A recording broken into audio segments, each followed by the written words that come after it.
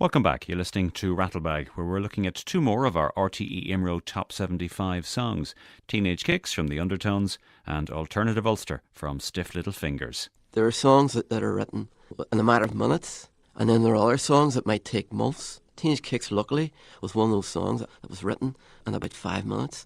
Wrote itself almost. Well, what I love about it really is the simplicity of it. You know, there is nothing you could add to it or nothing you could subtract from it that would improve it at all.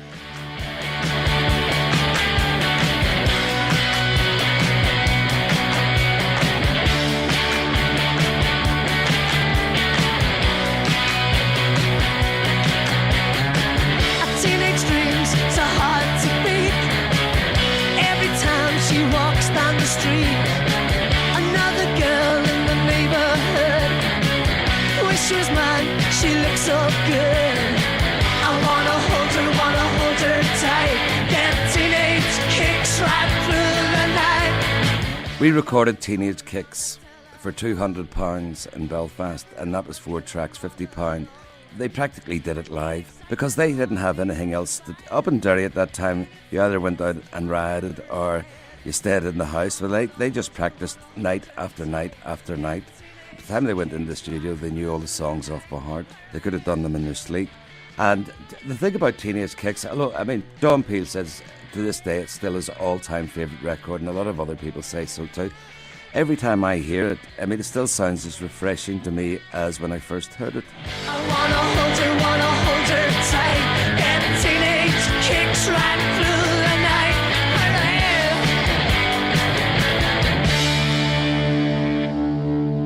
night. He always liked us. When we came up to play at Belfast the day before we recorded Teenage Kicks, that was the first time he'd seen us playing live. We recorded one day and then mixed it the next day. I think he was there when we mixed it. But as far as I remember, it had a late night the night before, because I always remember in the middle of the mix he fell asleep. And also remember we wanted the hand claps we put in the bridge, 2 bridge sections of the song. He didn't like that. He said, I don't think that's a good idea, you know. So he'll probably laugh at that now. But luckily enough, you know, he was the one that sent it off to John Peel. When I first heard Teenage Kicks, it was on a demo cassette, which I've still got somewhere, although I'd be hard put to put my hands on it. BBC Radio 1 disc jockey John Peel, to whom so many groups owe their careers. I just thought it was wonderful. It was everything that I really wanted to hear in music, so much so that I think, and I may be wrong about this, I may be bragging out of turn, but I think I actually paid out of my own pocket for them to record a session in Belfast that we could broadcast on the radio, because we hadn't got enough money at Radio 1 to bring them over to our London studios to do the stuff there. So I think I actually paid for that myself, and money very well spent. We'll always be indebted to John Peel. We had been listening to John Peel from the mid-70s. You know, we were all huge John Peel fans anyway. So the very fact that he would even acknowledge to play a record on his show was an incredible honour for us anyway. But then the first time he played it, he said, I love this so much, I'm going to play it again. And I think that was the first time he'd ever done that. And we were just dumbfounded when he did that. It was just incredible. We didn't think we were all that good. We thought we were just a pale imitation of the Buzzcocks. We had no idea that we were anything special. That we just thought that, you know, we'll put out this record and at least for Derry we'll have done something that was good. I still, and it's one of those things that I feel rather embarrassed about, really, because I've told the story so many times, but I still can't play it on the radio without getting all tearful. If I play it, I have to segue another record in behind it straight away. And the members of the band themselves must be fed up with hearing me go on about it, you know, because their lives, they've moved on, they're doing different things. I feel as though I'm something, perhaps of a bit of a millstone around their necks, but it remains for me the best record that anybody's ever made. I wanna hold her tight. Get teenage kicks right through the night.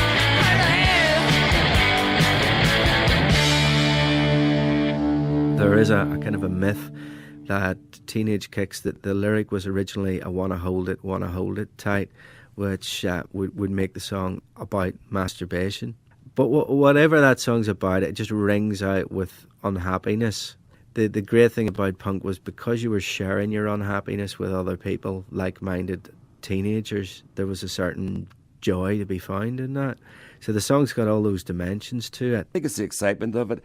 And for me, growing up with the Beatles and the Rolling Stones or American bands and all, It's just one of those classic records that when you first hear it, you go, wow. And it just touches people. I mean, and it's the excitement. I mean, maybe for old people like myself, it reminds me of what it was like to be a teenager. I don't get to read nearly as much as I would like to read, and so I have to look for wisdom in the music that I listen to. And I think Teenage Dreams So Hard to Beat is a good epitaph, really, because I've been pursuing those teenage dreams all of my life, and I'm still doing that. And so I'd quite like that on my gravestone, and I certainly will have the record played at my funeral.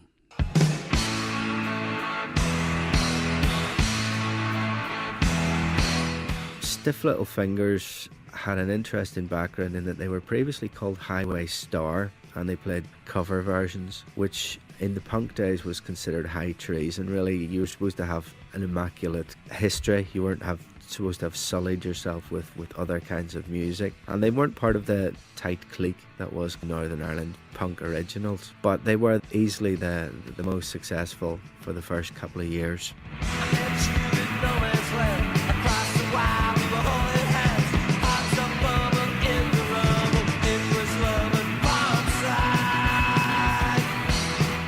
Well, I suppose they were interesting in that so many of the punks were railing against things which really didn't affect them that much, because the notion was that it was the outcry of an oppressed people, and there was the early endorsement of reggae, because they wanted to have the same kind of feelings and emotions that reggae people had. But quite clearly, people living in Ulster at the time did genuinely, especially kids, genuinely did have something to be anxious, frightened about.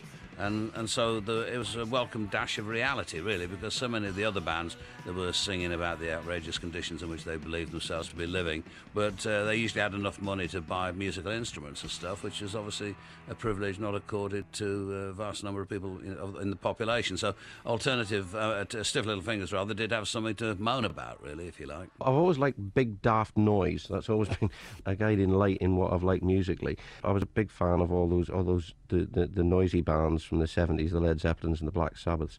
I was also a huge Rory Gallagher fan. In fact, Rory Gallagher was my initial hero when it came to wanting to play the guitar. But by the time sort of 1976 had come around, I was well bored with it. I'd started listening to bands like Dr. Feelgood and Graham Parker and the Rumour, more R&B based, and I was more interested in all that sort of stuff. So it was a very short hop from Dr. Feelgood through Eddie and the Hot Rods to the Sex Pistols, and Henry Clooney, who was our rhythm guitar player at the time, was the first guy who started listening to punk rock, and literally turned up at my parents' house one night with like the first Ramones album, the first Damned album, and a new haircut. From that day on, life was never the same. I went and got the haircut as well, and the Led Zeppelin covers went out the window. We concentrated on playing those type of songs, and also about that time started writing our own material, which was a big leap forward. The first single, which they put out themselves on their own label called Rigid Digits, was called Suspect Device, and legend has it that they sent out cassettes to music biz people in London disguised as letter bombs. They used the resonance of Northern Ireland to their advantage, and some would say they used it to a cynical level. Part of this songwriting partnership was a tabloid journalist called Gordon Ogilvy. Some would argue that he kind of pushed the melodrama of life in Northern Ireland to an unhappy extent. There was a song called Barbed Wire Love, which had the worst pun ever, "You Set My Arm Alight." When I fell, it was awful nice.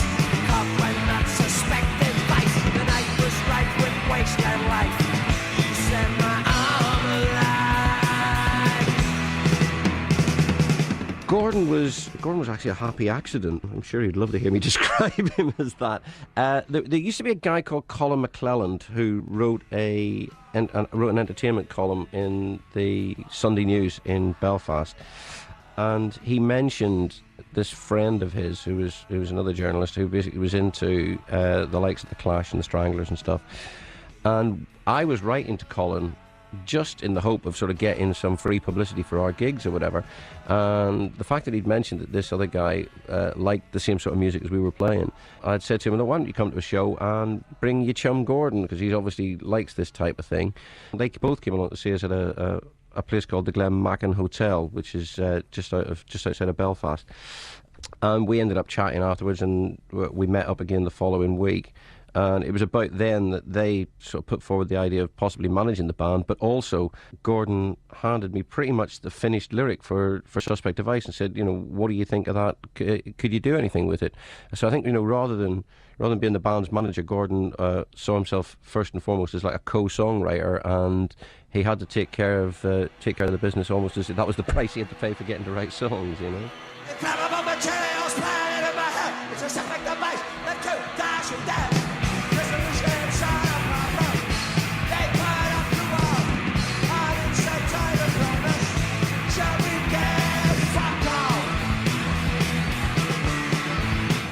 Came just completely out of the blue, really, and a record arrives, and it looks interesting, and it's on a label you never heard of, and it's from a part of the world in which we were all interested at the time and remain so, I think. Put it on, and you just thought, what a great record this is by any applicable standards. And I always maintain Suspect Device has the best ending of any record that I know. So many records just fade away or just dribble away into nothingness, but that we're going to blow up in your face, kind of in that declamatory way, is as good a way to end a record as I know.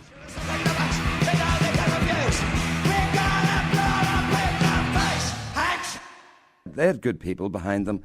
They were the first band to use the Heart Bar in Hill Street, which later became the big punk venue in Belfast. And they were the first band really to start writing about the Troubles. So after Stiff Little Fingers had success, other Belfast punk bands, although they had songs about the Troubles, didn't record them because they felt that they didn't want to be following in Stiff Little Fingers' footsteps. Now, where bands like Rudy and the Outcasts had a huge following in Belfast, even though they hadn't got records out, a fanatical following. Stiff Little Fingers really made it in England before they made it here, although they did have fans. And a lot of people didn't like Stiff Little Fingers because they had an English journalist co-writing some of the songs, and they felt, what does he know about Belfast? But I always liked the band. The other thing that meant a lot to me was actually hearing the Clash sing about their own lives, We'd been singing songs about bowling down Californian highways, which was just nonsense considering I hadn't been further west than Galway in my life, and to actually hear these lads from West London singing about growing up under the shadow of the Westway or whatever, it suddenly made me think, well, hang on, I can actually write about where I grew up. It doesn't have to be Big Tom and the Mainliners mawkish nonsense about growing up in Ireland. You can actually sing songs that mean something to people, and that was hugely liberating,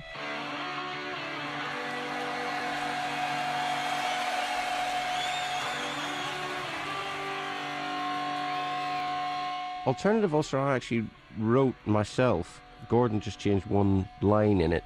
I can't actually remember, there was no sort of sitting down at the end of it and going, God, that's good. I wrote it in the attic of my parents' house in North Belfast.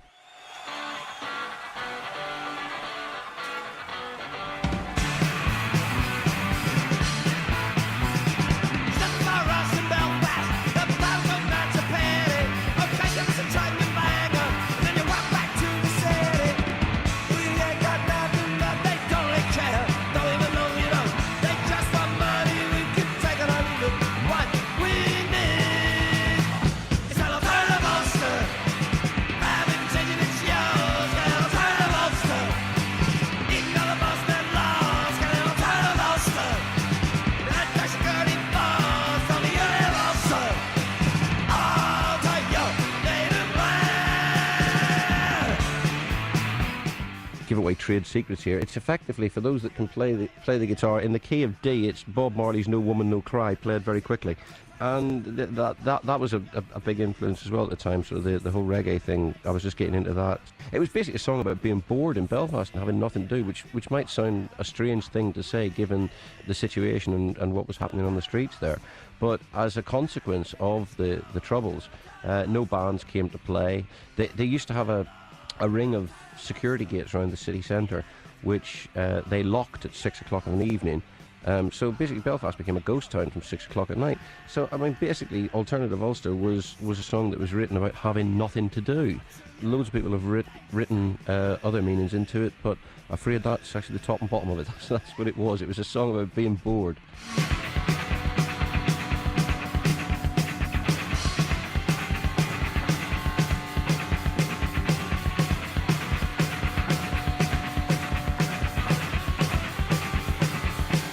Alternative Ulster is arguably the best song out of the Stiff Little Fingers canon. Some of the references, they talk about the Trident in Bangor, which was where some of the original punks used to hang out. They originally called themselves Young Americans. They were kind of the cool Bowie fans, which kind of mutated into the punk crowd. And they mentioned the scuffles with the Royal Ulster Constabulary, and that sort of idea of social politics was grabbed wholesale by Stiff Little Fingers. But Alternative Ulster is a great song. It is utopia, punk style, and at the time I think you needed to throw a new idea of utopia into the mix, and they did it very successfully.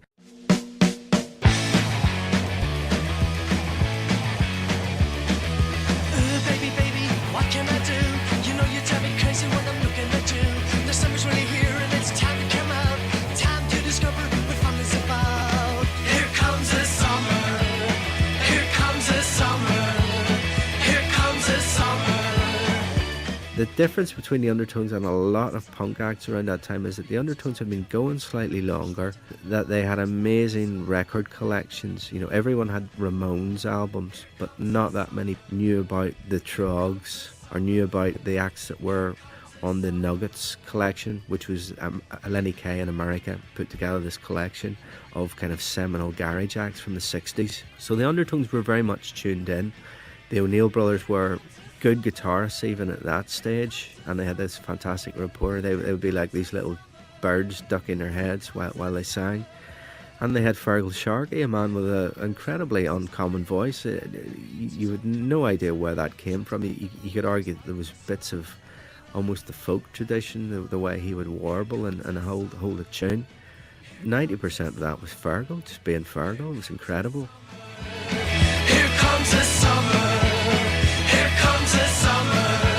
I remember when we came up to Belfast the first time to play, again, it might have been us just being hypersensitive, but we just felt we were kind of treated like the country hicks coming up from Derry for the day sort of thing. That got our backs up, and even if it was just in our heads, we always felt that, well, we've got something to prove here. There was a definite sense that if there's going to be anything good coming out of the north of Ireland, it was going to come from Belfast. Plus, the bands in Belfast tended to only think in terms of being the best band in Belfast or the best band in Ireland or whatever. And we always felt if we're going to be any good, we need to be held to be as good a band as any band that comes from the UK or from America. We had a different kind of perception of that. To us, that wasn't good enough. You know, there's no point being a good band in Northern Ireland. What's the point of that? If you're going to write songs about growing up in Belfast, you can't really avoid the political situation there. I mean, I know that the Undertones took exactly the opposite line, and their theory was, you know, that people were sick to death of it because they had to deal with it every day. And I mean, I could understand that, but to me, like I said, it was a liberation. You know, it was my chance to stand up and say, look, I'm sick to death of this, and so are most of my friends. It was a huge release, you know, and I think that both viewpoints are equally valid. You can either stick your head in the sand and try and forget about it and just get on with your everyday life, or you could do what we did, which was, you know, stand up and shout and scream about it. Stiff Little Fingers, we were told that they were a rock band, that when punk came along, they cut their hair, changed their set, and became a punk band. We definitely had no time for bands who were rock bands anyway. You've got to remember that punk at that time and the age we were, they were the enemy sort of thing. So when we heard that, we didn't have a lot of time for Stiff Little Fingers. Their first LP came out, and you know, we'd heard that most of the lyrics had been written by a journalist. That again, we thought, well, that's not true. That's not honest. You know, they're not. You know, they're keeping this hidden. So we really didn't have a lot of time for them. Yeah, I mean, there was a rivalry, but they seemed to be keener on it than we were. As far as I was concerned, you know, that any band from Ireland that was getting a fair crack at a whip it was great to see, you know. But yes, I think the fact that they did take such an anti-writing about the Troubles stance, and we took, you know, exactly the polar opposite, that did lead to friction or whatever. But I mean, in the intervening years since, I know Damien O'Neill quite well, and he's a lovely bloke. We get on fine. So, you know, hopefully it didn't get down to a personal level. I would like to think not. Certainly not on my part, anyway. Looking back on it now, the Suspect Device and Alternative Ulster, they're quite good records. You know, I still don't think their first LP is all that great. And their later records, you kind of could hear their initial rock influence coming through anyway. So we didn't really rate Stifle Fingers that much, to be honest. The one intention I do have is not to end up an aging rock star. I would say by my 25th birthday, I do not and want to be involved in the music business in any form at all. You're just too old for it by that stage. And everybody over 25 should get out of it and stay out of it. Happens all the time. It's gonna happen till you change your mind. The Undertones, like many punk acts, struggled to grow out of the era. It took to the third or fourth album, then you could feel that people wanted to move on. They were listening to psychedelic music. They were listening to a lot of Motown and soul, using brass sections, getting a bit of a political edge. You know, a song like It's Gonna Happen was a rather wry comment on the Republican hunger strikes. So they weren't a kind of a wacky punk band at that stage. Unfortunately, the records weren't selling in the same amount, and there was a growing fracture line between singer Fergal Sharkey and the rest of the band. We lasted for 5 years, something like that. But at that time, when you're that age, time seems longer. So it seemed a long time at the time. When we did eventually break up, when Fergal announced he was leaving the band, we were all saying, thank God somebody's had the courage and the guts to do this, because things were becoming too much of an effort. It was just too hard. It wasn't, the fun had gone out of everything. I think we kind of instinctively all knew in our heads that the songs, they're not as good, really, even though we felt we had to progress, but the songs weren't as good anymore. When Fergal did announce he was leaving, we kind of felt, well, yeah, it's probably the best thing. We're not doing ourselves any favours here. It was just too hard.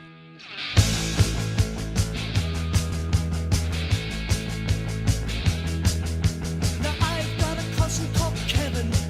He's sure to go to heaven. Always spotless, clean and neat, as smooth as you'll get him. He's got a fur-lined sheepskin jacket. My ma said they cost a packet.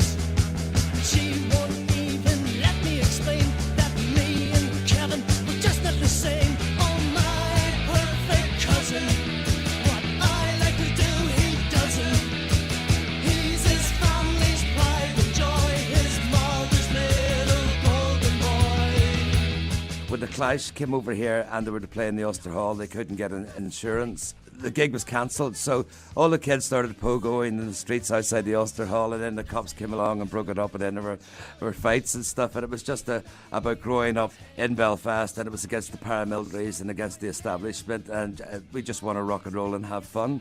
And it really was the punks who opened up nightlife in Belfast, because after 7 o'clock at night you didn't see anybody in the city centre except the police, the army and the punks.